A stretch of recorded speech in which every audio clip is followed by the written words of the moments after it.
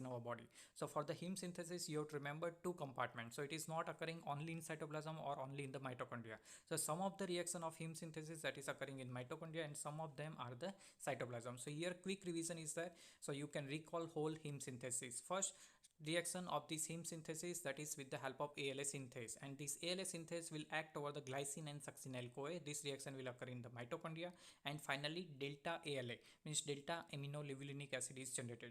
Now such two molecules of delta ALA that will combine, and that is forming PBG, that is porphobilinogen. So two molecule of ALA that is combined and make PBG, that is porphobilinogen, and for that enzyme that is ALA dehydratase is needed. Now further this PBG and PBG is also considered a monopyrrole. Now when we are talking about heme, you are knowing that it is porphyrin ring structure and four pyrrole ring are there. So PBG is monopyrrole, so we needed four pyrrole ring, means four PBG molecule is needed.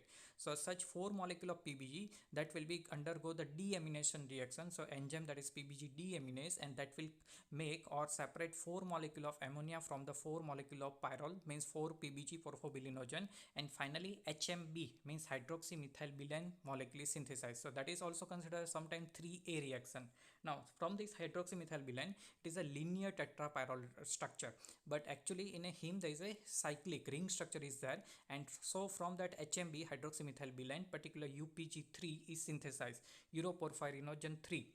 So PBG first that hydroxymethylbilene, and from that hydroxymethylbilene PBG UPG3 is synthesized, so UPG uroporphyrinogen 3. Sometime from this hydroxymethylbilene UPG1 is synthesized, but it is not utilized for the heme formation. So already we are knowing that UPG3 synthesis.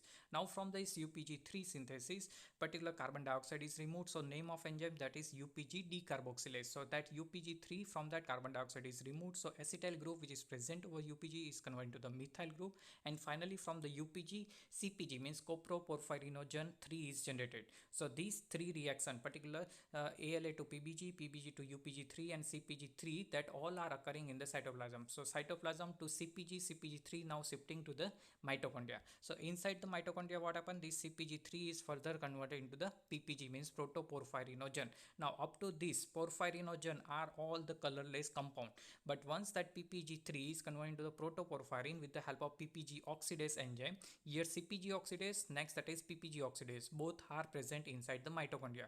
So once it is converted into protoporphyrin, they are the colored compound.